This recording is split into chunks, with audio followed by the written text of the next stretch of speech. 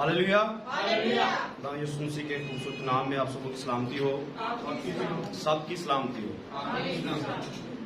खुदा के शुक्रगुजार हैं आज एक बार फिर से खुदा की हुजूरी में आने के लिए, उसके बड़े फजल के लिए, खुदा के रहम के लिए जो उसने हम पर किया कि हम अपने खुदा के हुजूर आ सके हैं। इस बात के लिए अपने खुदा के दिल से शुक्रगुजार हैं। आमीन। जैसा कि पिछली दफा बताया गया था, पिछले बुध को भी सेमिनार था, यहाँ पर हमने अरेंज किया था और पिछली दफा भी पास्टर साहब ने अनाउंस किया था कि अगले बुध को फिर सेमिनार होगा। आज की स्टडी जो है, आज का पैगाम जो है वो खरूज की किताब से नहीं होगा, यर्मिया में से ही होगा।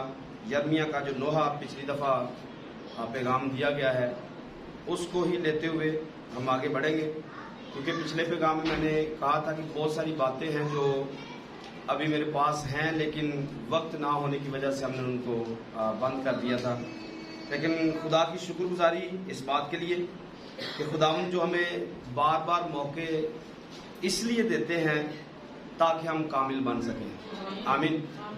खुदा हमें कामिलियत की तरफ बढ़ाता है या बढ़ा रहा है, इस बात के लिए हम अपने खुदा के दिल से शुक्रगुजार हैं। और बाइबल मुकद्दस में कामिल करने के लिए, कलीसिया को कामिल बनाने के लिए खुदा ने 5 तरह की जो खिदमतें हैं वो रखी हुई हैं। अफसोसनाक खबर यह है कि आज कलीसिया के अंदर वो 5 खिदमतें नजर नहीं आती हैं।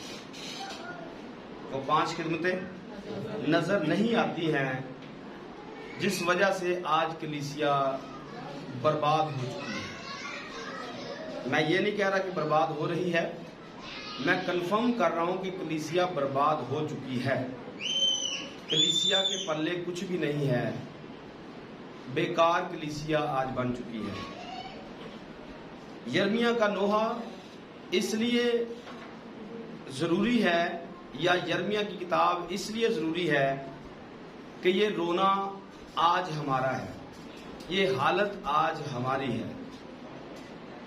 इसलिए खुदा ने मेरे दिल में ये डाला है इस पैगाम को अपने चर्च में यहाँ पर भी सुनाया जाए और ऑडियो के वसीला से, वीडियो के वसीला से ये पैगाम दुनिया के अंदर पहुंचाए जाएं, ताकि कलीसिया पाकिस्तान या वो लोग जो उर्दू पंजाबी समझ सकते हैं वो इन बातों को सुने और समझे आज हम किस जगह पर खड़े हैं, आज हम किस जगह पर हैं और हमारी हालत क्या है, हमारे घर की हालत क्या है, हमारी पर्सनल लाइफ क्या है, हमारे चर्च की जिंदगी क्या है, आलमगीर कलीसिया की जिंदगी क्या है। उसको सीखने के लिए, समझने के लिए ये पैगाम खुदा ने मेरे दिल में डाला है। मैंने पिछले पैगाम में भी ये बोला था कि ये पैगाम यर्मिया का पैगाम, यर्मिया की रोया या यर्मिया का जो मैसेज है, ये उतना ही वैलिड उस दिन भी था जिस दिन यर्मिया पैगाम दे रहा था, उतना ही वैलिड आज भी है जब पादरी सैमुअल इस कलाम को बयान कर रहे हैं। जिस जमाने में, जिस वक्त में यर्मिया आया, पादरी सैमुअल उसी वक्त में जमीन पर मौजूद है। पीछे मैं एक बात कह चुका हूं, उसको फिर रिपीट करना चाहूंगा। 5 खिदमतें खुदा ने कलीसिया में रखी हैं, जिनमें नबी है, रसूल है, मुबश्शिर है और फिर चरवाहा है और उस्ताद है। आज 2 खिदमतें, इसको मैंने बहुत पहले बताया था कि ये 5 नहीं बल्कि ये टोटल 4 ही हैं, क्योंकि चरवाहा ही हकीकत में उस्ताद होता है और जो चरवाहा उस्ताद नहीं है वो चरवाहा भी नहीं है। मैंने क्या बोला? जो चरवाहा उस्ताद नहीं है वो चरवाहा भी नहीं है, क्योंकि चरवाहे का काम ही लोगों को सिखाना है। अगर वो सिखा नहीं सकता तो वो चरवाहा भी किसी काम का नहीं है। इसलिए मैंने ये बात बहुत पहले बताई थी कि ये हकीकत में 4 ही खिदमतें हैं, चरवाहा ही उस्ताद होता है। अगर आप इसको बिल्कुल पीछे ले जाएं तो ये हकीकत में एक ही खिदमत है और इसके 5 पार्ट्स हैं। और ये खिदमत यीशु मसीह की अपनी खिदमत है, क्योंकि यीशु मसीह खुद नबी भी थे, रसूल भी थे, मुबश्शिर भी थे, चरवाहे भी थे और उस्ताद भी थे। तो ये पांचों की पांचों यीशु मसीह के अंदर पाई जाती हैं, लेकिन उसने दुनिया में ये 5 मुख्तलिफ बंदों को भी रखा हुआ है ताकि उनके वसीला से कलीसिया जो है वो कामिल हो सके। आमीन। मैंने कहा अफसोस इस बात पर है, अलमिया इस बात का है कि आज कलीसिया पाकिस्तान के अंदर या कलीसिया के अंदर दुनिया के अंदर नबी की खिदमत को माना नहीं जाता है। नबी की खिदमत को ना माना जाता है, ना सराहा जाता है और ना परखा जाता है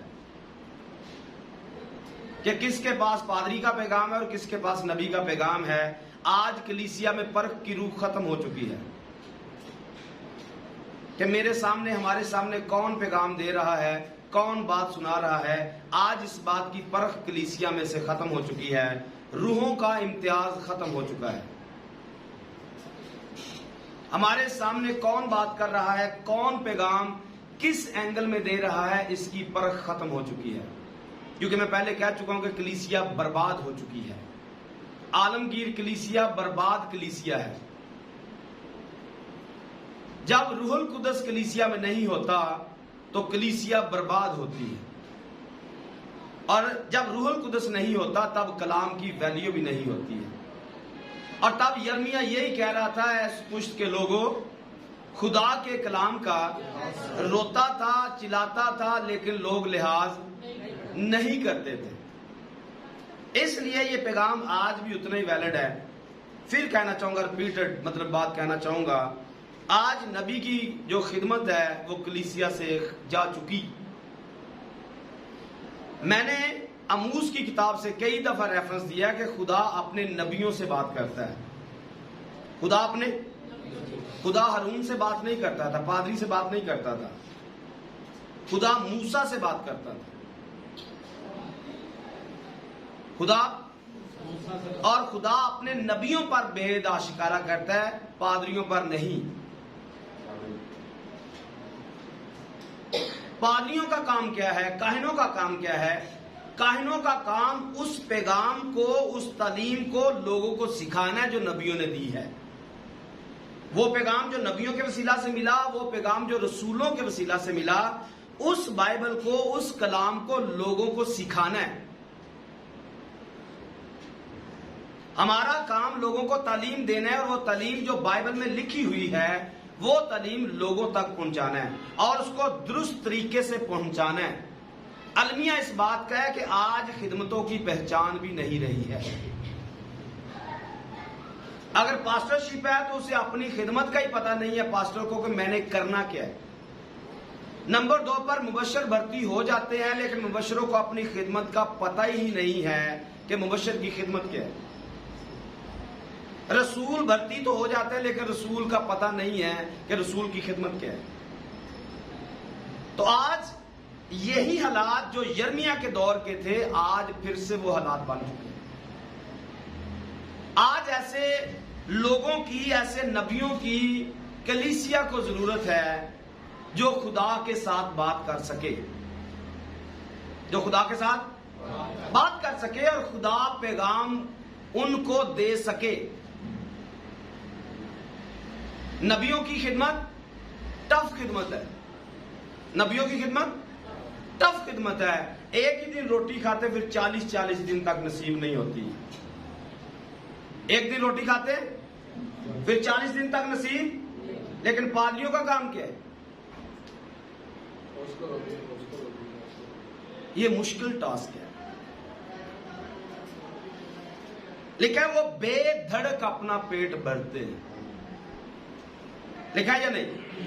पतरस ने भी लिखा है और यहूदा ने भी लिखा है। दोनों में फर्क है। फिर मैंने बहुत पहले 2 पैगामों में ये बात पहले या 3 पैगामों में मैं पहले बता चुका हूं कि नबी की खिदमत खुदावंद यूं फरमाता है। नबी की खिदमत अपनी तरफ से कुछ नहीं कहता है। नबी मुंह देखकर मुनादी नहीं करता है, पादरी मुंह देख के मुनादी करता है। पादरी चापलूसी की बातें करता है, क्योंकि पादरी का काम लोगों को खुदा के सामने पेश करना है। पादरी की खिदमत क्या है? लोगों की कुर्बानियों को, शुक्रगुजारियों को, दायकियों को, हदियों को लेना और खुदा के सामने पेश करना, उसके मज़बा पर चढ़ाना, ताकि दायकी जब ली जाए तो मज़बा पर पेश की जाए और खुदा उसको अपनी बारगाह में कबूल करे और उसके जो लोगों को बरकत दे।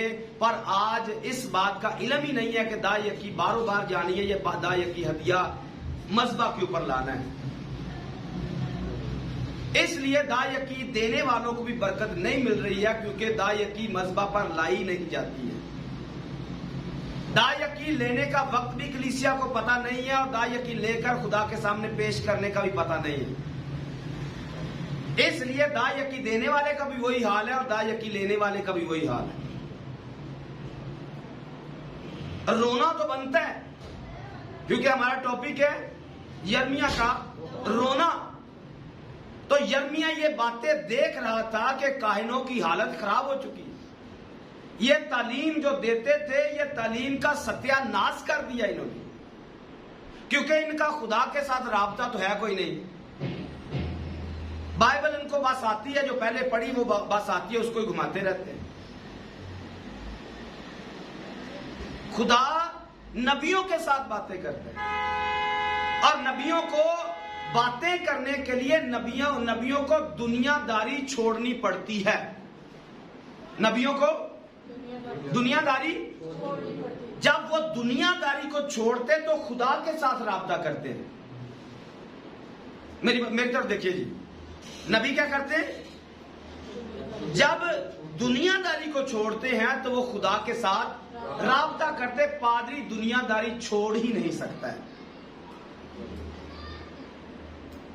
क्योंकि उसका काम ही लोगों के अंदर है, उसका काम ही, और उसकी गलती नहीं है, उसकी ड्यूटी ही ये है कि उसने लोगों में रहना है और लोगों की दायकियां, हदिये, शुक्रगुजारियां, उनकी दरखास्तें, उनकी मुनाजातें, उनकी बीमारियां सब कुछ लेना और खुदा के सामने रखना और उनके लिए शिफायत करना। ये उसकी जिम्मेदारी में आता है, ये उसकी गलती नहीं है, ये पास्टर की जिम्मेदारी में आता है कि वो ऐसा करे और लोगों को दुरुस्त तालीम दे। लेकिन नबी का काम दुनिया को छोड़ना और खुदा के साथ मुत्फिक होना है, खुदा के साथ एक होना और खुदा से पैगाम को लेना और फिर पैगाम कलीसियों के अंदर पेश करना है। तो आज इस बात का बहुत बड़ा अलमिया दुनिया के अंदर है कि कोई दुनिया को छोड़ना चाहता ही नहीं है।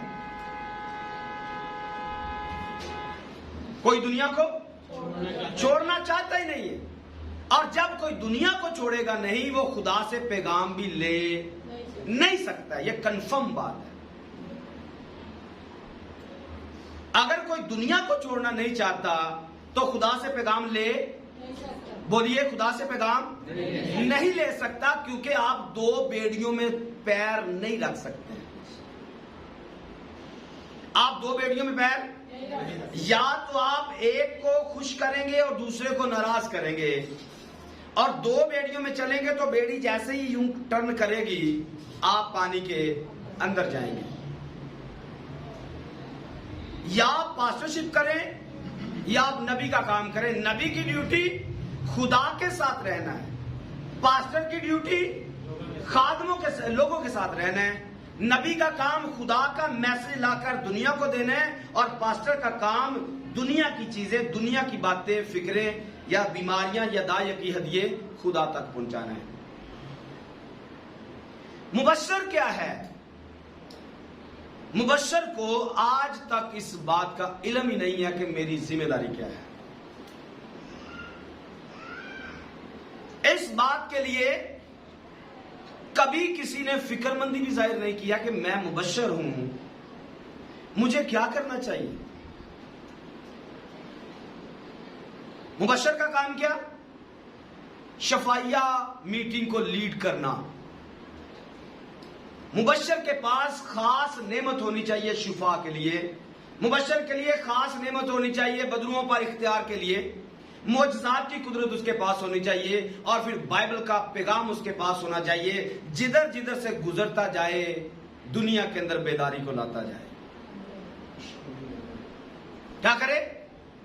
जिधर से भी गुजरे दुनिया को बेदार करे, जगाता जाए, उनको हिलाता जाए। और फिर आगे आज मुबशरों की वजह से कलीसिया पाकिस्तान या दुनिया की कलीसिया बर्बाद हो चुकी है। इसमें बड़ा रोल मुबशरों का है, क्योंकि मुबशरों ने अपनी जिम्मेदारी को जिम्मेदारी समझा ही नहीं। ना वो एफर्ट की, ना शिफा की नेमत, ना बदलुओं पर इख्तियार, कोई भी नेमत इनके पास नहीं है, लेकिन फिर भी मुबशर कहलाते हैं। जब भी नाम लिखेंगे मुबशर, और ऐसा लिखने से खुदा की तौहीन करते हैं।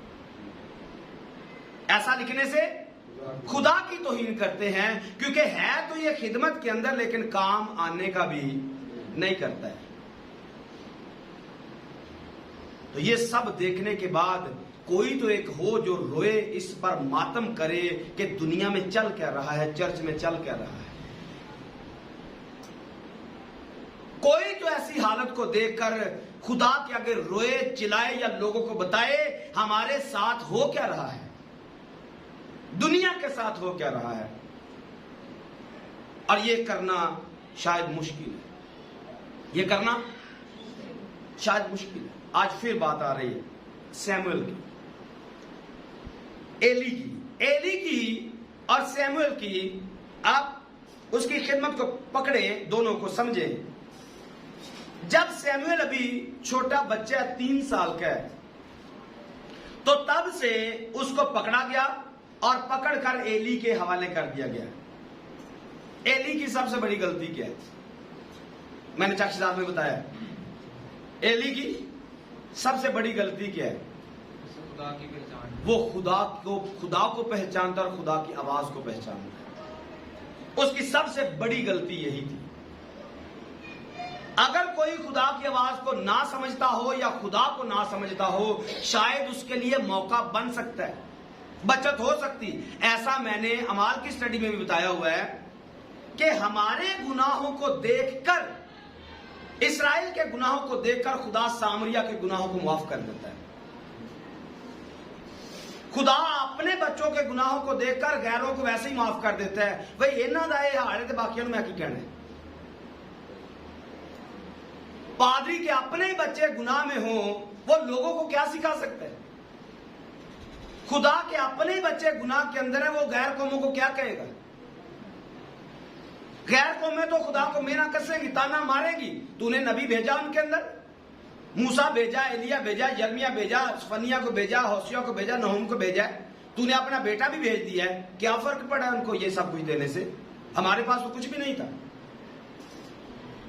तो ये सवाल गैर कौमें उठाएंगी, खुदा वैसे ही माफ कर देगा उनको, हमारे गुनाहों की वजह से,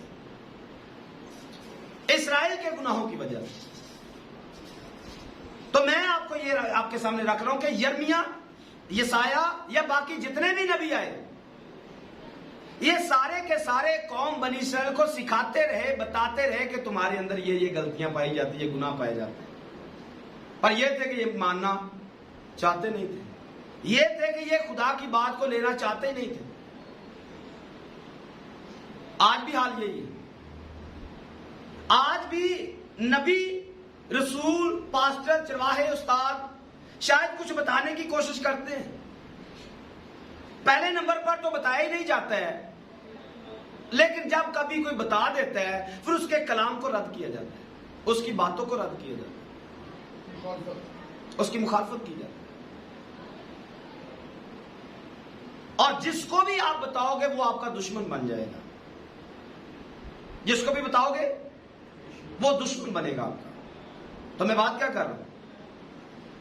बात बताने का, कहने का मतलब क्या है? आज खादमों ने नंबर 1 पर तो अपनी खिदमत को छोड़ दिया, अपनी खिदमत को परखा ही नहीं है, अपनी खिदमत को परखा ही नहीं है। और अगर परखने की कोशिश करते, बताने की कोशिश करते हैं, उसको माना नहीं जाता है। तो ये बातें मैं पहले भी कर चुका हूं, अमाल की किताब में भी कर चुका हूं, मत्ती की अंजील में वहां पर स्टडी जारी, उसमें भी बता चुका हूं, रोमियो के खात्मे स्टडी पर भी मैंने ये बातें बताई हैं कि जो तू दूसरों को सिखाता है खुद उस पर अमल क्यों नहीं करता है। तब उसमें मैंने बनी इस्राएल कौम की हालत दिखाई है। पौलुस रसूल ने गैर कौमों को भी और इस्राएल को, दोनों को गुनाह के अंडर दिखाया। सब ने गुनाह किया और सब खुदा के जलाल से उसने सबको इक्वल किया है, एक जगह पे रखा है।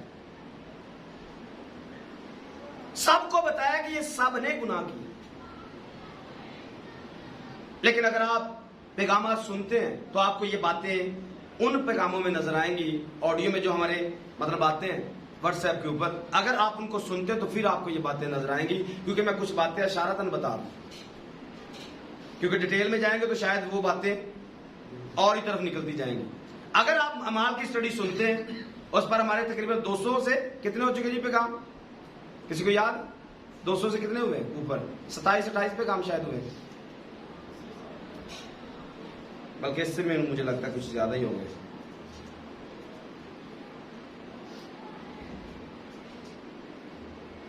कोई सुनता है पैगाम या नहीं? कोई व्हाट्सएप में देखता है?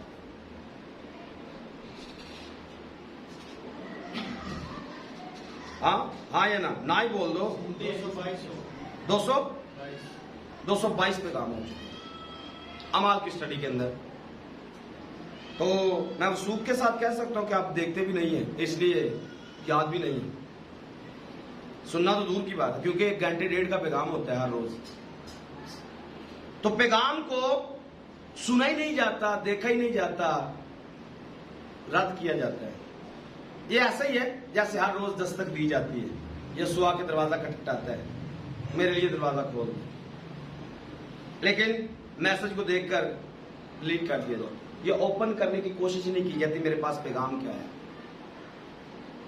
सामने इन बातों को समझना, अपने अंदर, अपनी कलीसिया के अंदर दुआ करनी इस बात के लिए कि कोई नबी हमारे अंदर पैदा हो ताकि वो खुदा के साथ बात कर सके और खुदा उसको पैगाम दे सके। कोई ऐसा निकले जो खुदा के दुनियादारी को छोड़े और खुदा के साथ अपने आप को एक करे। यूहन्ना को आप देखिए, यूहन्ना भी जाना नहीं चाहता है। यूहन्ना भी जाना, पतमस के जजीरे में यूहन्ना जाना नहीं चाहता है। लेकिन क्या हुआ? खुदा चाहता था कि पतमस के जजीरे में यूहन्ना को भेजा जाए। यूहन्ना मेरी तरफ देख सकते हैं, यूहन्ना जो है पतमस के जजीरे में जाना नहीं चाहता था, लेकिन खुदा चाहता था इसको लेकर जाना, क्योंकि जब तक ये दुनिया को छोड़ेगा नहीं, मुकाशफा मिल सकता भी नहीं है। तो वापिस अपनी बात पर आते हैं। सैमुएल छोटा बच्चा है, सैमुएल एली बड़ा है, एली इसका उस्ताद है, और सैमुएल के साथ एक दिन खुदा बात करता है। एली की गलती क्या? एली की गलती क्या थी? खुदा की आवाज को पहचानता है। अब जब खुदा ने सैमुएल के साथ उसको बुलाया, आवाज दी, तो सैमुएल भाग के कहां पर गया? एली के पास गया, क्योंकि सैमुएल खुदा की आवाज को पहचानता नहीं था। दूसरी दफा फिर हुआ, भागकर अपने उस्ताद के पास। तीसरी बार फिर ऐसा हुआ, भागकर कहां गया? उस्ताद को समझ में आ गया है कि खुदा इसके साथ बात करना चाहता है, खुदा इसके साथ बात करना चाहता है, क्योंकि सैमुएल नबी है। सैमुएल खुदा एली के साथ डायरेक्ट बात कर सकता था। खुदा पादरी को डायरेक्ट बता सकता था कि बेटा तेरे अंदर ये गलती पाई जा रही है, लेकिन पादरी के साथ खुदा ने बात नहीं की है। खुदा ने नबी के साथ बात की, बेशक वो छोटा है। और सैमुएल के लिए बहुत बड़ा चैलेंज था ये बात बताना अपने उस्ताद को कि खुदा ने क्या बोला है। ये बहुत बड़ा चैलेंज था। सैमुएल पैगाम सुनते बेदिल हुआ है, ये मेरा उस्ताद है, उस्ताद को क्या बात करूंगा? मैं 3 साल से इसके पास हूं, ये मेरी मां भी है, मेरा बाप भी है, मेरी खिदमत करता है, मुझे खिलाता पिलाता है, मेरा उस्ताद, मेरा सब कुछ तो यही है। तो अब खुदा क्या कह रहा था? खुदा का पैगाम क्या था? पैगाम क्या था? सैमुअल के पास। एली को जब पता चला खुदा ने बात की है तो एली सैमुअल के पास गया, बता मुझे खुदा ने क्या बोला। वो थोड़ा हिचकिचाया क्योंकि बात उस्ताद के खिलाफ थी। वो थोड़ा हिचकिचाया और उसने उस्ताद ने क्या बोला है, खुदा ने जो कुछ बोला है मुझे रत्ती रत्ती बता दे, क्योंकि जब तक ये बताएगा नहीं तब तक खुदा का पैगाम पूरा होने वाला भी नहीं। आज ऐसे लोग चाहिए जो डायरेक्ट खुदा जिनको बात दे और डायरेक्ट लोगों को बताया जाए भैया आपके बारे में ये है, आपके बारे में। तो ये एक मुश्किल टास्क था इसके लिए अपने उस्ताद को बताना तेरे बच्चे दुरुस्त नहीं है, तेरी खिदमत के अंदर तेरी खिदमत का बेड़ा गर्क करने वाले तेरे बच्चे हैं। ये बात बताना नहायत मुश्किल था, लेकिन सैमुएल को बताना ही पड़ा क्योंकि बात खुदा की तरफ से। खिदमत अगर बचानी है तो बच्चों को दुरुस्त कर लो, अगर नहीं कर सकते हो तो खिदमत बेकार हो जाएगी। और नूह की किताब की पहले बाब की पहली आयत को फिर से पढ़िए। आज नूह की किताब पहले बाब की पहली आयत। वो बस्ती जो खलकत से मामूर थी, वो बस्ती कैसी खाली पड़ी, किसकी वजह से खाली पड़ी? क्योंकि पादरी अपने बच्चों को प्रमोट करता है, उनकी हर बुराई को छुपा लेता है, इसलिए चर्च खाली होता जा रहा है। वो खतूने अक़वाम बेवासी हो गई, वो मलका ममालिक बांझ गुजार बन गई, वो रात को जार जार रोती है, उसके आंसू रुखसारों पर बहते हैं, उसके चाहने वालों में कोई नहीं जो उसे तसल्ली दे। तो ये टफ पैगाम है, यर्मिया का पैगाम, सैमुएल का पैगाम, यसाया का पैगाम, नबियों का पैगाम टफ पैगाम होता है, वो डायरेक्ट मुंह पर मारा जाता है, उसके अंदर कोई लचक नहीं होती है। हाँ, बात घुमा कर दी जाती है। दाऊद का वाकया आपको याद होना चाहिए। जब दाऊद ने गुनाह किया है तो नबी उसके पास है, खुदा ने दाऊद के साथ बात नहीं की है। जो गुनाह करता है खुदा उसके साथ बात नहीं कर रहा है, पैगाम दूसरे बंदे को देता है। और जाकर पैगाम दिया क्या, और दाऊद ने उस पैगाम को सुनते ही खुदा के हुजूर गिर पड़ा, अपनी गलती को माने। जब तक मुआफी नहीं मिल गई तब तक वो खुदा के सामने रोता रहा है, तब तक खुदा के सामने। लेकिन आज ऐसा नहीं है, आज ऐसा, क्योंकि यर्मिया ने जब पैगाम दिया, पिछली दफा मैंने आपको 26वें बाब में दिखाया था, लोग क्या करना चाहते, इसको मारना चाहते। आइए देखिए जरा 26वें बाब में, 26 बाब की पहली आयत को देखिए।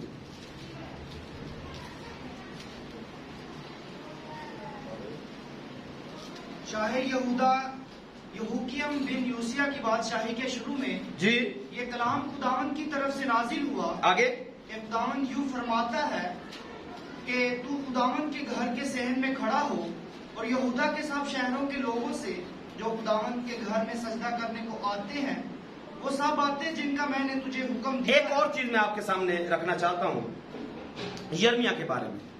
यर्मिया के पहले बाब की पहली आयत को देखिए, इसमें क्या लिखा हुआ है।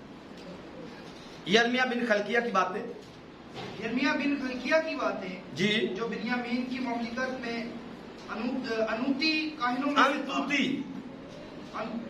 काहिनों में से था। ये इसको याद रखना है, ये अंतूत जो है या अंतूती जो है उन काहिनों में से है। इसका जो डेटा है वो हारून सरदार काहिन की नस्ल से। इसको याद रखना है कि यर्मिया लावी की नस्ल से था।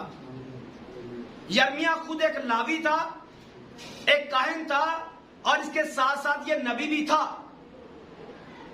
यर्मिया काहिन भी था और यर्मिया नबी भी था। जैसे यूहन्ना को आप देखते हैं नए अहदनामा में, वो जकरिया के नस्ल से आ रहा था, और जकरिया काहिन था, और जकरिया का बेटा यूहन्ना भी काहिन था, और काहिन होने के साथ साथ वो नबी भी था।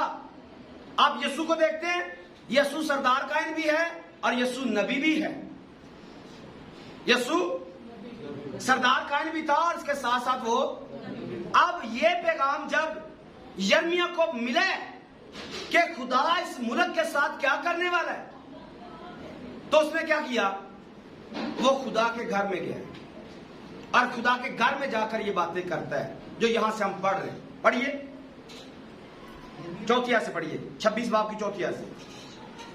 और तू उनसे कहना, खुदावन यूं फरमाता है कि अगर तुम मेरी ना सुनोगे कि मेरी शरीयत पर जो मैं। अच्छा, इसको दूसरी आयत क्यों पढ़े जी, पीछे वाली आयत बड़ी खास है, छोड़ दी हमने। दूसरी आयत से खुदावन यूं फरमाता है कि तू खुदावन के घर के सहन खुदावन के घर के सहन में खड़ा हो और यहूदा के सब शहरों के लोग, यहूदा के सब शहरों के लोगों से जो खुदावन के घर में सजदा करने को आते हैं, वो सब बातें जी जिनका मैंने तुझे हुक्म दिया है कि उनसे कह दे कि एक लफ्ज भी कम ना करो। जो मैंने बोला है एक लफ्ज भी कम नहीं करना है। याद रखिए, नबी की पहचान यही होती है कि वो एक लफ्ज भी कम नहीं करता है, वो मनोअन वैसा ही बताता है जैसा खुदा ने बोला होता है। और इसको इल्हाम कहा जाता है। इसको इल्हाम जो है, इल्हाम खुदा का सांस है। इल्हाम क्या है? खुदा का सांस। नंबर 2 पर इल्हाम कहते हैं जैसे औरत हामला हो जाती है, जैसे औरत हामला हो जाती है और उस बच्चे को मनोअन वैसे ही उसको पैदा करना पड़ता है जैसा वो होता है। ना तो उसमें कुछ बढ़ा सकती है, ना ही उसमें कुछ घटा सकती है। ठीक वैसे जैसे औरत को दर्द लगते हैं, वैसे नबियों को दर्द लगते हैं कि ये पैगाम आपने वैसा ही पहुंचाना जैसा कि खुदा ने आपके अंदर डाला है। आप उसमें कोई फीचर चेंज नहीं कर सकते, कोई रद्दो बदल नहीं कर सकते।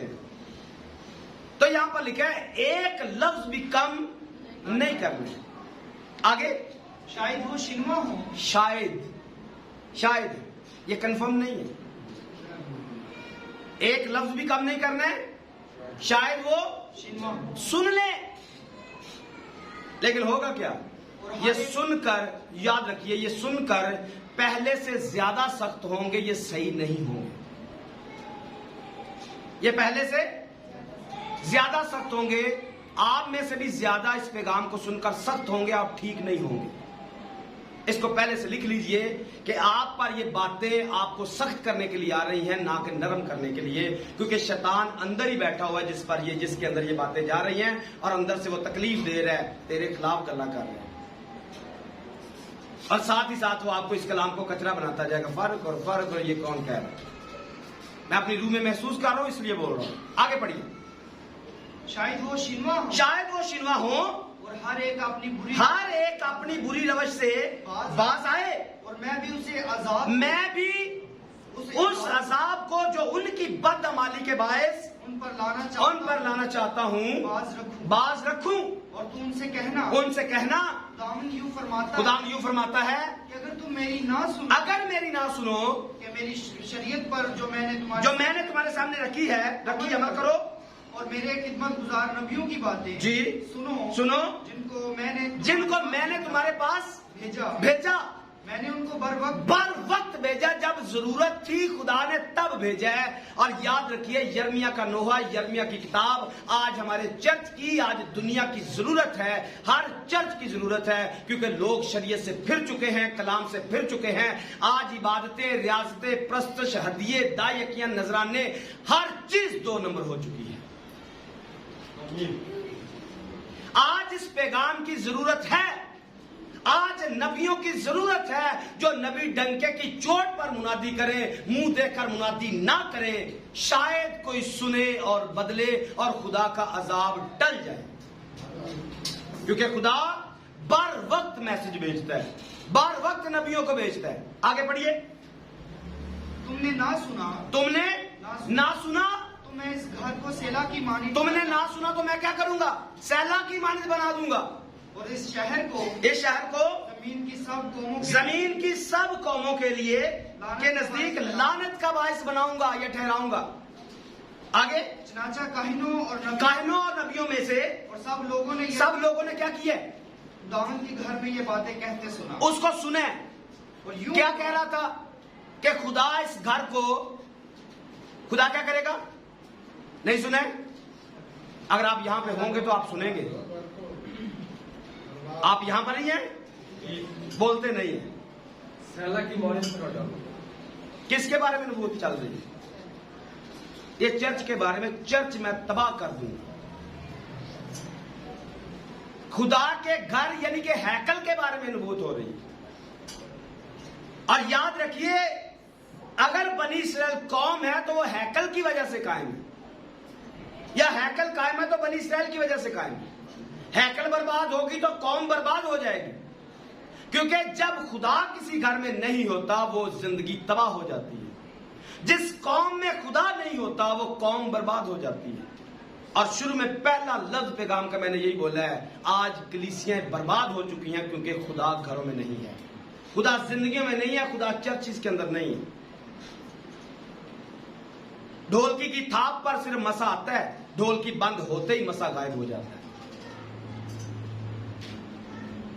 सिर्फ मसा महदूद हो चुका है ढोलकी की थाप पर। जब तक बजती रहेगी, साल बजते रहेगी, जितने ज्यादा साल बजेंगे उतना ज्यादा लगेगा मसा आ रहा है। लेकिन अगर आप कलाम को सुनकर मसा से महमूर नहीं हो रहे, रूह से नहीं भर रहे हैं, आप खाली बर्तन हैं, आप बेकार शख्स हैं। और आज कलीसियां ट्यून पे लग चुकी हैं। ट्यून बजाओ गर्म हो जाएंगी, ट्यून बंद करो ठंडी हो जाएंगी। ट्यून का मसा कह रहे, सही है। आज रोने की जरूरत है। हम कहां पर खड़े हैं? आगे पढ़िए।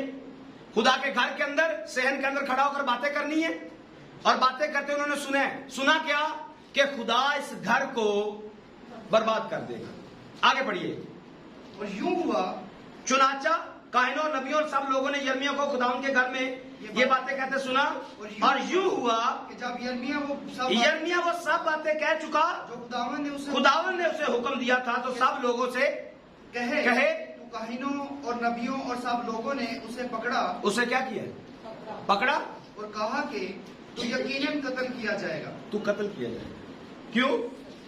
तू सही बात कह रहे है।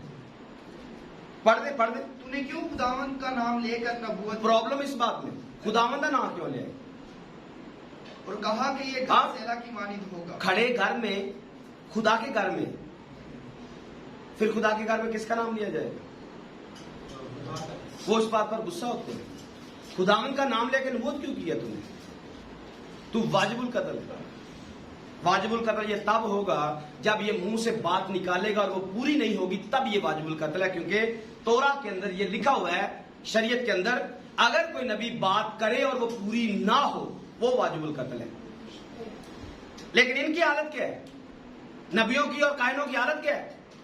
अभी बात की अभी की है और अभी ये वाजिबुल कत्ल हो गए। इस कदर ये बाइबल से हटे हुए। हवाला क्या था? अगर नबी बात करे और बात पूरी ना हो फिर वाजिबुल कत्ल है। लेकिन ये क्या करे? अभी यहां से बात निकाली और यहां से कहते इसको कत्ल कर दो। इसने खुदा का नाम लेकर नबूवत क्यों की है? ये हालत यिर्मयाह देखता है लोगों को। सच्ची बात सुनी नहीं जाती, सच्ची बात बर्दाश्त नहीं होती। आइए वापस पहले बाब में आते हैं। पहले बाब के अंदर दो चीजें सबसे खास। पहली चीज यिर्मयाह का चुनाव। यिर्मयाह को मखसूस किया गया मां के पेट ही से। पढ़िए इसके नाम याद को। तब खुदावन ने अपना हाथ बढ़ाकर मेरे मुंह को छुआ। और खुदावन ने मुझे फरमाया देख मैंने अपना कलाम तेरे मुंह में डाल दिया।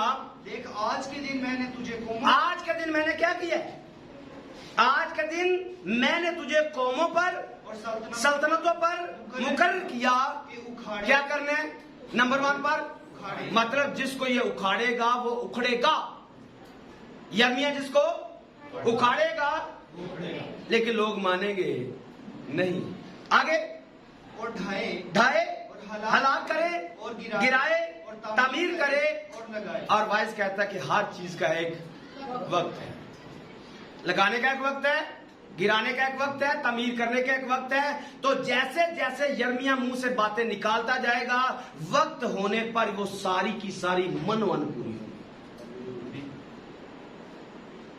जैसे जैसे वक्त आएगा सारी बातें तकमील के अंदर आएंगी। और मैं खुदा में रहते हुए जो बात करता हूं फख्र के साथ करता हूं, जो मेरे मुंह से निकलता है वक्त आने पर 100% पूरा होगा। मोहतात हो जाइए, अपने आप को जज करें कि मेरे मुंह से क्या निकलता है। जो निकलता है, आप मुझे कत्ल करना चाहते हैं, आप मेरा चेहरा नहीं देखना चाहते हैं, मेरी आवाज नहीं सुनना चाहते, ये आपकी मर्जी है, लेकिन मैंने वही बोलना है जो खुदा की मर्जी है।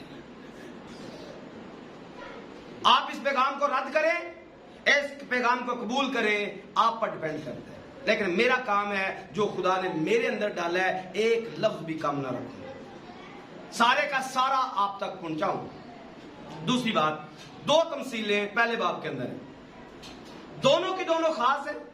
इनको पढ़ सकते हैं आप 12वीं आयत में, बल्कि 11वीं आयत से लिखा है, खुदा का कलाम मुझ पर नाज़िल हुआ और उसने फरमाया, यिर्मयाह तू क्या देखता है? मैंने अर्ज की कि बादाम के दरख्त की एक शाख देखता हूं, और खुदावंद ने मुझे फरमाया कि तूने खूब देखा, क्योंकि मैं अपने कलाम को पूरा करने के लिए। आप कैसे कह सकते हैं खुदा बेदार रहता है? दिखाया तो बादाम है, या बादाम के दरख्त की शाख दिखाई है, इसकी क्या यह तफसीर बनती है? दिखाया बादाम है। पढ़िए दोबारा से इस आयत को, 12वीं आयत को पढ़िए, 11वीं और 12वीं आयत को। फिर खुदावंद का कलाम मुझ पर नाजिल हुआ और खुदावंद ने मुझे फरमाया कि तूने खूब देखा। तूने खूब देखा। क्या देखा? देखा क्या? बादाम की शाख देखी है। तो आगे खुदा क्या कहता है? क्योंकि मैं अपने कलाम को पूरा करने के लिए इन दोनों का आपस में लेना देना क्या है? दिखाया बादाम और बादाम की शाख कही है, और फिर आगे से कहा कहती मैं जागता और बेदार रहता हूं। याद रखिए, इब्रानी लफ्ज जो इस बादाम के लिए लिखा गया है वो शाखेद है। वो क्या है? शाखेद। और जो देखना है, देखने को भी शाखेद कहा जाता है।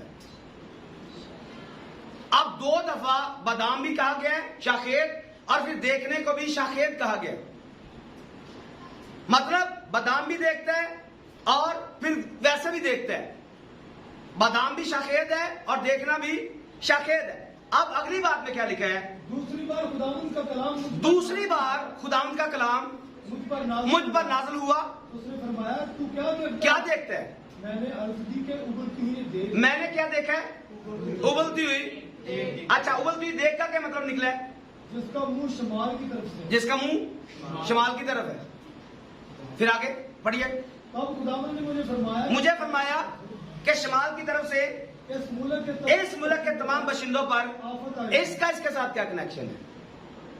उबलती देख के साथ इस बाशिंदों का, शमाल के बाशिंदों का कनेक्शन क्या है? अच्छा, ये बहुत बड़ी स्टडी है।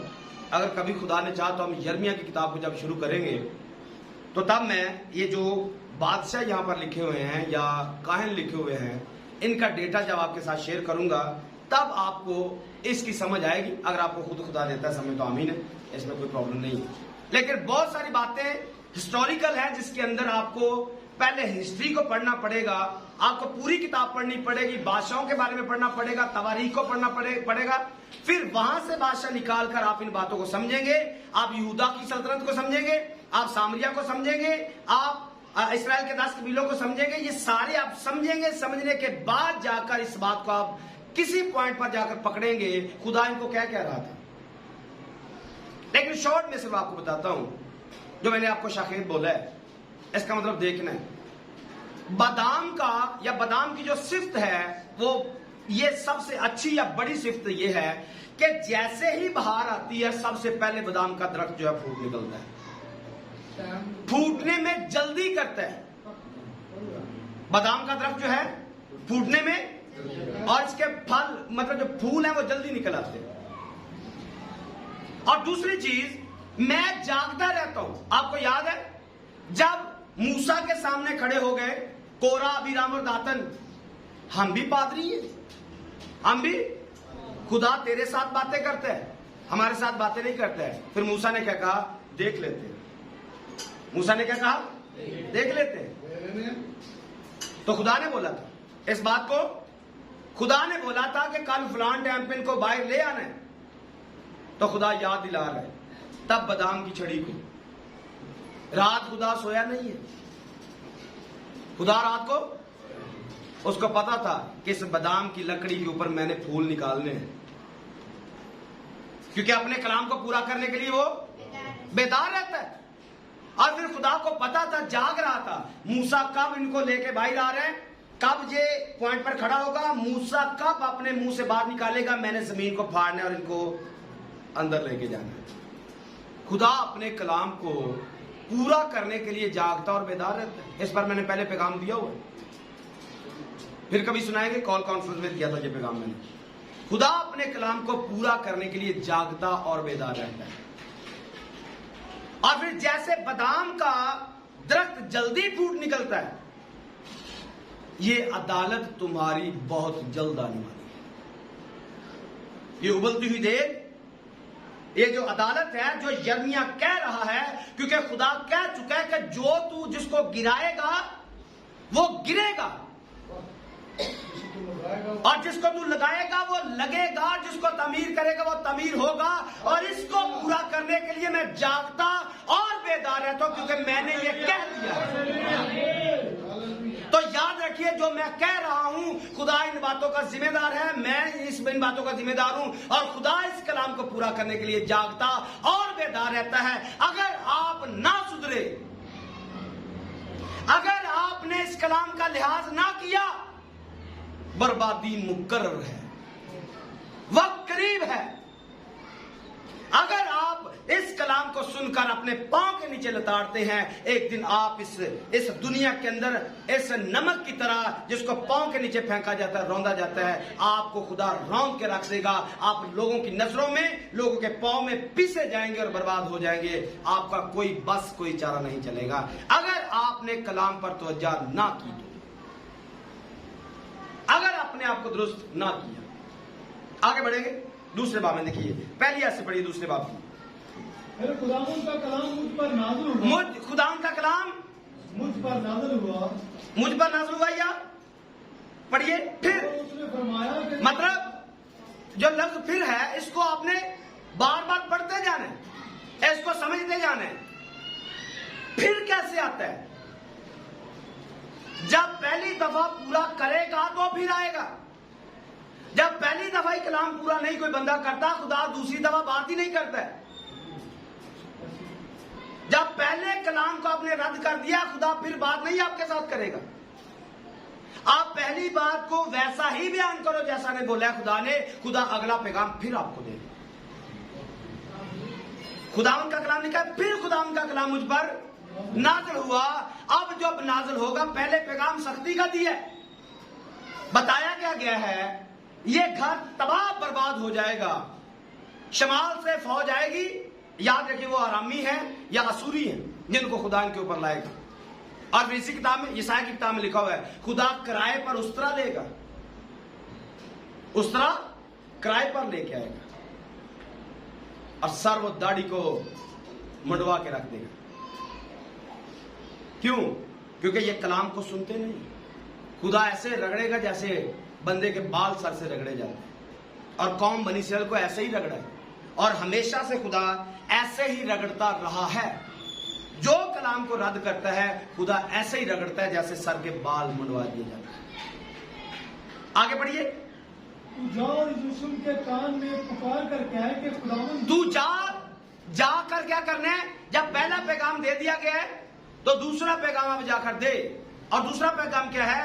यरूशलेम के कान में पुकार कर कह कि खुदावंद यूं फरमाता है, खुदावंद यूं फरमाता है, मैं तेरी जवानी की उल्फत मैं तेरी जवानी की उल्फत और तेरे ब्याह की मोहब्बत, मैं तुझे बर्बाद तो करना चाहता हूं, क्योंकि तू मेरी नहीं सुनती है, लेकिन इसके साथ साथ मेरे अंदर कुछ और भी चल रहा है। इसके साथ साथ मेरे दिल के अंदर कुछ और भी चलता है। और क्या है? वो क्या है? मैं तेरी जवानी की उल्फत और तेरे ब्याह की मोहब्बत को याद करता हूं। तू बियाबान यानी बंजर जमीन में मेरे पीछे पीछे चली, मुझे इस बात की याद आती है। अब खुदा अपने उस रिश्ते को जो मियां बीवी का रिश्ता है उसको बीच में लेके आता है। अब खुदा ना तो पादरी है, ना यहां पर वो काहिन है, ना वो यहां पर नबी है, ना वो यहां पर कोई सारे रिश्तों को पीछे करके अपने आप को शोहर की तरह दिखाता है। तू मेरी बीवी है और मैं तेरा शोहर हूं, जाकर बता मुझे तेरी जवानी की उल्फत याद आई कि तू बियाबान में बंजर जमीन में मेरे पीछे पीछे चली। और ये तब की बात है जब खुदा मिस्र से इसको निकाल कर लेकर आ रहा था और कौम बनी इस्राएल के पीछे पीछे जैसे खुदा लेकर चलता था उसके पीछे पीछे आ रही थी। तो भी खुदा की मोहब्बत को देखें। शायद ये इनके ब्याह की मोहब्बत नहीं है, खुदा के अपनी मोहब्बत थी जिसमें खुदा ने इसको ब्याया था। मैं तेरे ब्याह की मोहब्बत, तो इसके अंदर तो मोहब्बत थी ही नहीं। इसके अंदर तो मोहब्बत, मूसा जाता है छुड़ाने के लिए, मूसा जाता है। खरूज की किताब जब हमने शुरू की मैंने बताया था, लिखा है मूसा की नहीं सुनते। उन्होंने मूसा की ना सुनी। क्यों? क्योंकि फिरौन दुख दे रहा, फिरौन ने तकलीफ बढ़ा दी, ये तो जाने नहीं चाहते। अब जब ये आए, एक मौजज़ा देखा, 2 देखा, 10 मौजज़ा देखे, बहरे कुलजम के ऊपर आकर फिर बिगड़ गए। तो हमें मारने के लिए ले आए। ये मोहब्बत है, इसको मोहब्बत कहते हैं। मैं तेरी जवानी की मोहब्बत को याद करता हूं, जवानी की उल्फत और तेरे ब्याह की मोहब्बत को। क्या यही खुदा याद कर रहा है कि मैंने अपना बंदा भेजा तो तू निकल के आई नहीं है, आने के लिए तैयार नहीं हुई? या फिर बनी इस्राएल कौम जब वहां पर बहरे कुलजम के पास थी तब भी ये जाने से इनकार कर रहे थे। जब ये आगे निकल के आ गए, खुदा ने बहरे कुलजम को क्रॉस कर करा के आगे इनको लेके आए, ये तब भी पीछे देख रहे थे। यहां पर खाने के लिए नहीं, वहां पर हमारे पास साग था, खीरे थे, लहसुन था, मतलब गंडा प्याज ये वो था, सब कुछ था। हमें मिस्र की मछली याद आती है, इनको तो खुदा याद नहीं आ रहा, पर खुदा अपनी मोहब्बत में गिरफ्तार होकर उनको दिखा रहा है कि मैंने कैसे तेरे साथ मोहब्बत रखी है और फिरौन और उनके देवताओं को कैसी कैसी सजाएं देकर मैंने तुझे वहां से निकाला है। और तू मेरे पीछे पीछे चल रही थी, जब मैं वहां पर खड़ा हो जाता था तुम रुक जाते थे, और जब मैं चलता था तुम चलते थे। खुदा उसको याद कर, पर खुदा अपने ही हाथों से इनको बर्बाद करने का पैगाम दे रहे। खुदा अपने हाथों से इनको बर्बादी का पैगाम दे रहे। जैसे खुदा ने मुझे और आपको यहां पर बनाया है, लगाया, इस्लामाबाद के अंदर रखा है, पर आज का पैगाम हमारे लिए अच्छा नहीं है। आज का पैगाम हमारे खिलाफ है। क्यों? क्योंकि हम खुदा के खिलाफ हो चुके हैं। और जब जब कोई खुदा के खिलाफ होता है, खुदा उसके खिलाफ हो जाता है। और फिर इसी यिर्मयाह में आगे जाकर हम पढ़ेंगे, मेरे लोगों ने 2 बुराइयां की। मेरे लोगों ने 2 बुराइयां की। क्या क्या? अपने लिए शिकस्ता हो, मुझ आबे हयात के चश्मे को तर्क किया और अपने लिए शिकस्ता हौज खोल। जिंदगी का चश्मा तो मैं था, जिंदगी का चश्मा मुझे छोड़कर अपनी मिशन बना ली, मुझे छोड़ा और अपने लिए क्या किया? ऐसा सिस्टम बनाया उसमें पानी ठहरता ही नहीं। तो जो खुदा है वो चश्मा है, ऐसा चश्मा जिससे पानी सूखता ही नहीं है। वहां पर प्यास का कोई कॉन्सेप्ट बनता ही नहीं है, क्योंकि हर वक्त वहां से पानी निकलता रहता है। लेकिन जो हमने आज अपना सेटअप लगा लिया, उसमें खुदा को तर्क करके हमने अपना सिस्टम बनाकर रखा है, उसमें जो भी डालते हैं अंदर से, जब भी आवाज निकलती है खाली है। जब भी आवाज निकलेगी, आवाज क्या निकलेगी? बोले कुछ है, आवाज क्या? बोलिए क्या? जिंदगियों में कुछ है? पिछले दिनों पैगाम दिया गया, यीशु आते हैं, आकर पूछते हैं बच्चों तुम्हारे पास कुछ खाने को है? तो आगे से जवाब क्या आया? नहीं। हमारे पास खजाने में कुछ है? जवाब क्या है? नहीं। जेब में कुछ है? जवाब क्या है? नहीं। घर में कुछ है? जवाब क्या है? नहीं। अगली बात यार, इसको रोक देते हैं।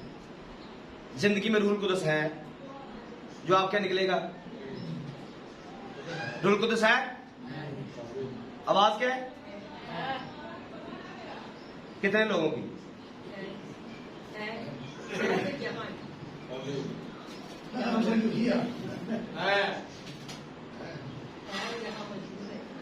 आवाज नहीं आ रही।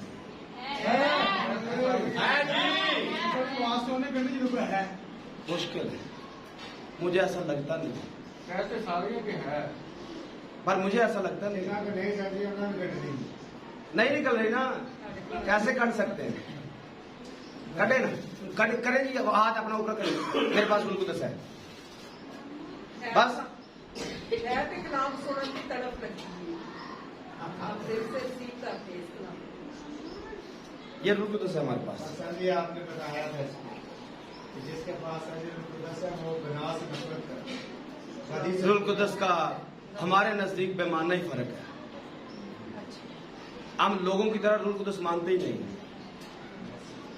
अगर आपके अंदर ख्वाहिश मौजूद है, आप रूहुल कुदस याफ्ता नहीं है। अगर आपके अंदर ख्वाहिश मौजूद है, आप रूहुल कुदस याफ्ता नहीं है। ये लिख ले किसी जगह, मोटा करके लिखे, क्योंकि ख्वाहिश गुनाह की फैक्ट्री है।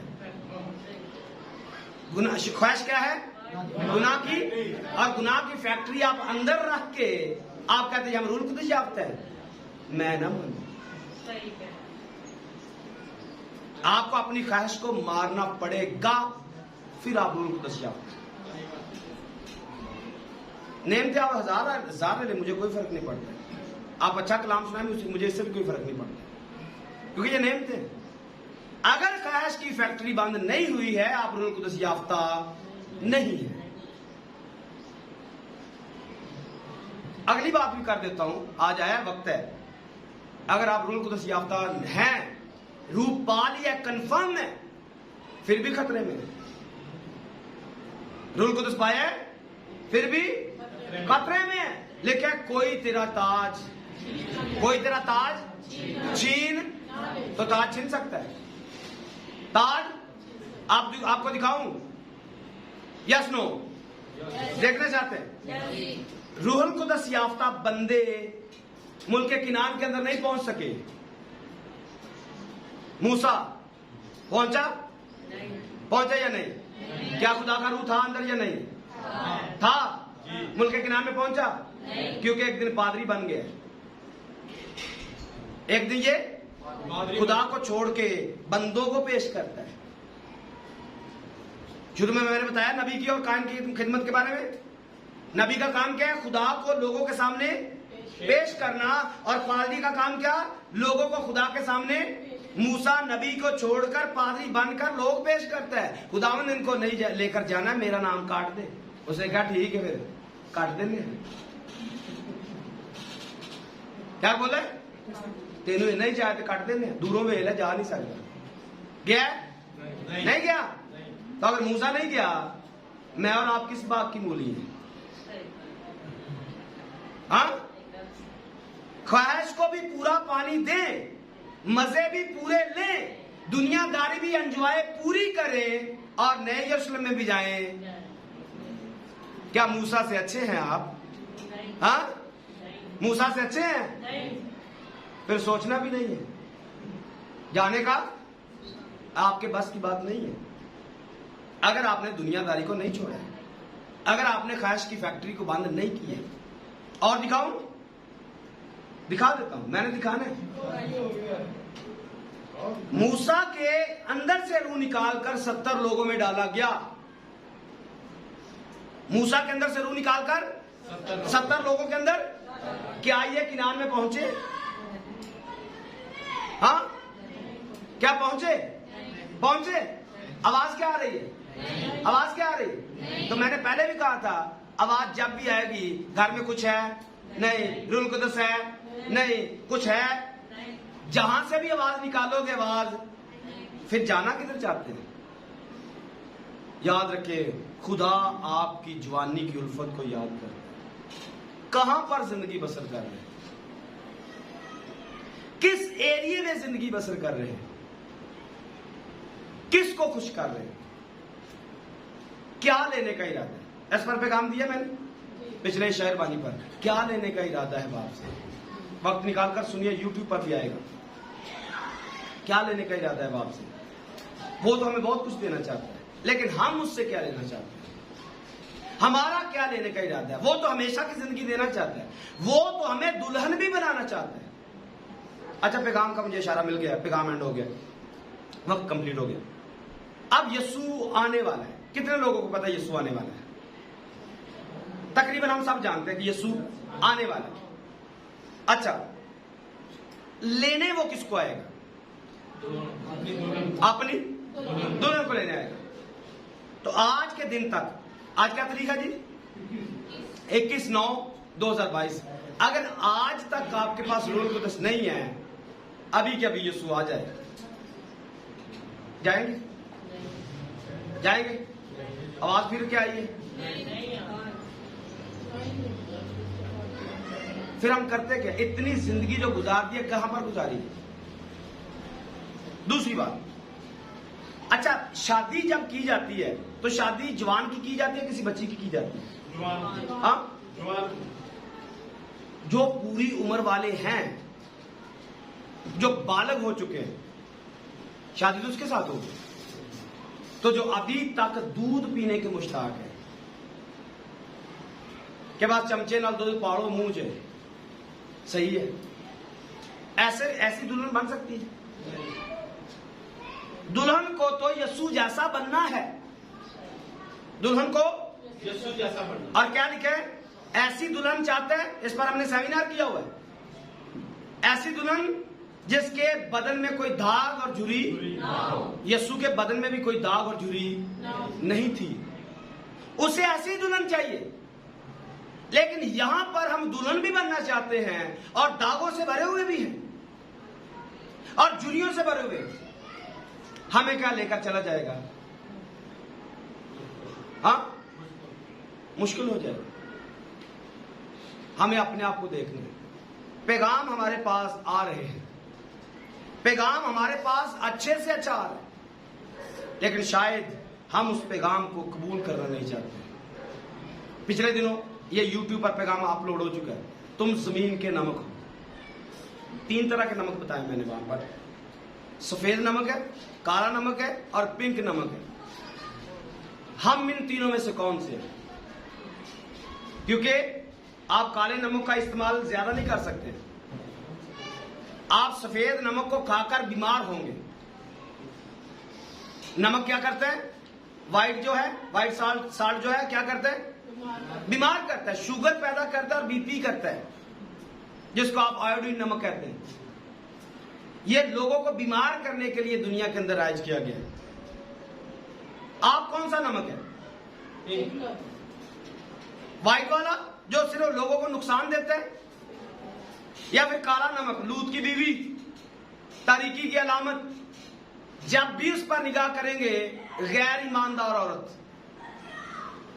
बेइत्कादी रखने वाली औरत, या फिर वो पिंक साल्ट जो बदन को महफूज रखता है।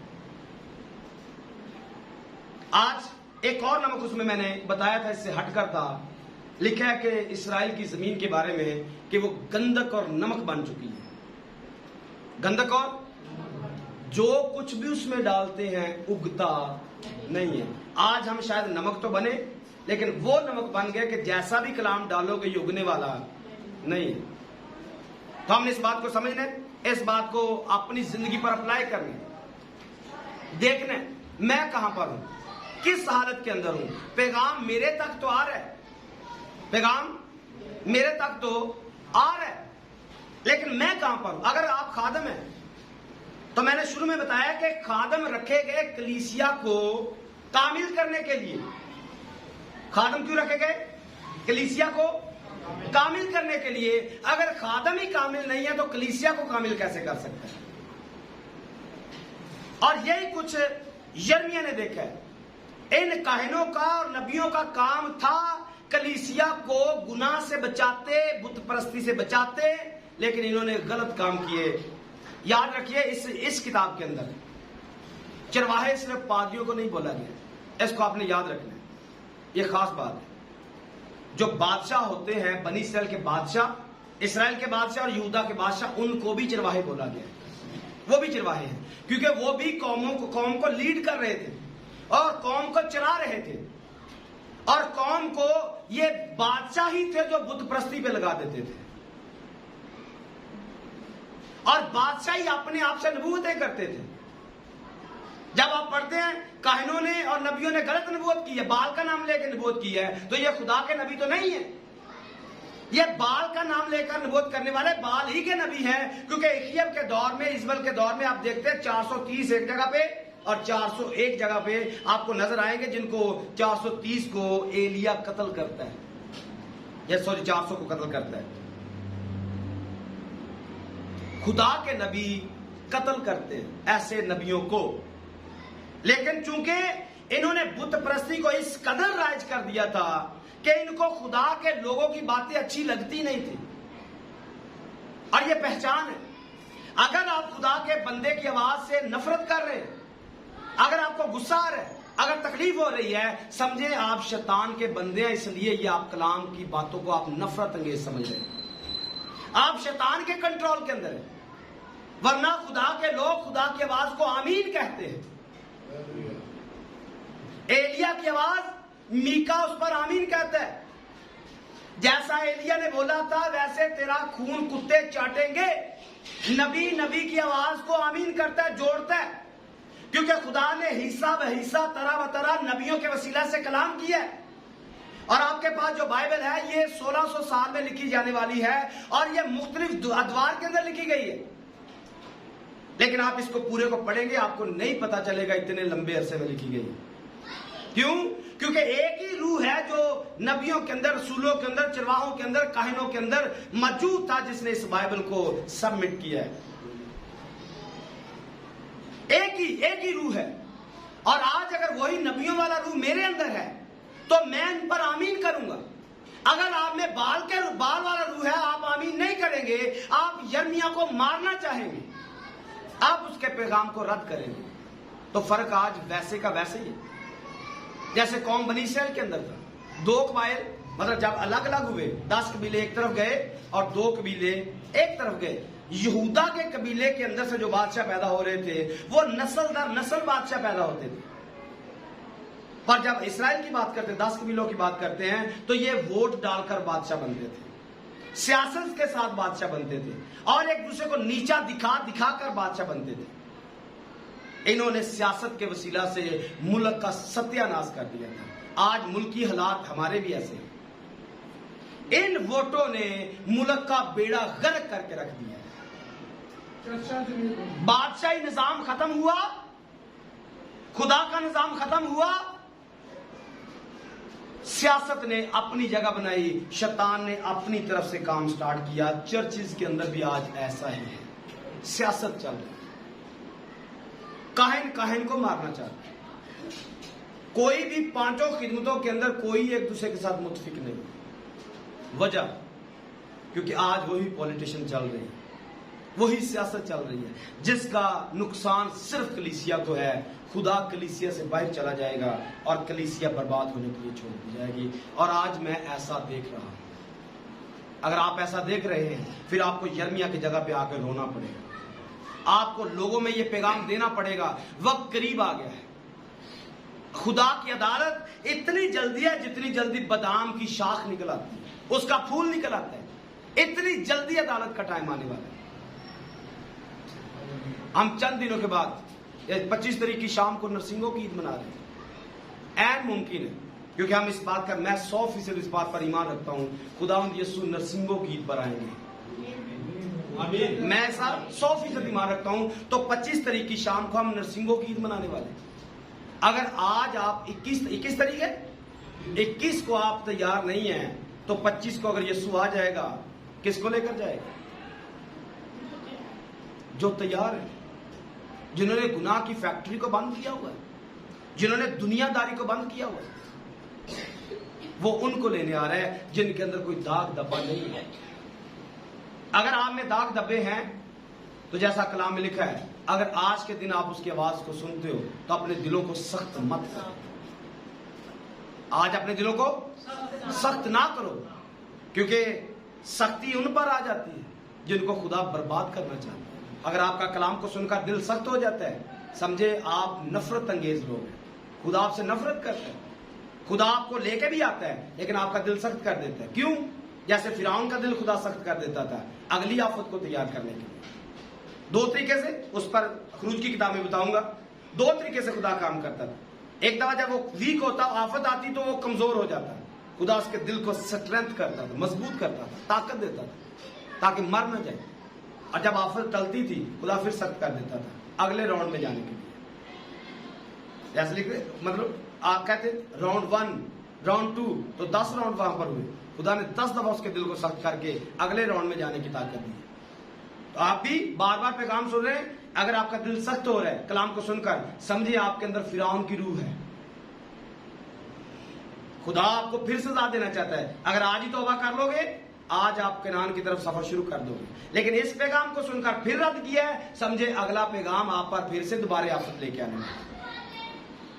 तो अगर आप दिल सख्त हो रहा है तो माफी मांगे खुदा से, तौबा करें, इस कलाम का लिहाज करें। आमीन। तो आज के लिए इतना ही है। बातें बहुत ज्यादा होती हैं लेकिन कवर नहीं हो सकी आज भी बहुत सारी, लेकिन जितनी हुई हैं मैं आपके लिए दुआ गो हूं कि खुदा इस कलाम को समझने की कबूल करने की तौफीक दे, ताकि हम अपनी अपनी जिंदगी को बेहतर कर सकें, अपने खानदानों को देखें और इस ना वाली बात को अपने घरों से, चर्चिस से, जिंदगी से निकालें। जब भी आवाज दी जाए आप रूह कुदस याफ्ता है, आपका हाथ फौरन खड़ा होना चाहिए, जी हाँ मैं रूह कुदस याफ्ता हूं, क्योंकि मैं गुनाह से नफरत करता हूं। मैं जिंदा ना रहा, मसीह मुझ में जिंदा है। जब आप ये कहने वाले बनेंगे फिर आप कह सकेंगे जब आपका जाने का वक्त होगा, मैंने अच्छी कुश्ती लड़ ली, मैंने दौड़ को कंप्लीट किया है, मैंने ईमान को महफूज रखा। अगर आज ही आपका ईमान महफूज नहीं है, आप कल कब्र के ऊपर कोई दूसरा तो लिख देगा कि आपने दौड़ को कंप्लीट किया, आपने अच्छी कुश्ती लड़ी है, लेकिन जो लिखने वाले लिखवाने वाले भी होंगे वो भी जानते होंगे कि आपने अच्छी कुश्ती नहीं लड़ी है। अगर आप ये चाहते हैं कि अच्छा आपके जाने के बाद भी कोई अच्छा बोले, फिर आपको कलाम के मुताबिक जिंदगी बसर करना पड़ेगा। आमीन। खुदा इस कलाम के वसीले मुझे और आपको बरकत बख्शे। आमीन।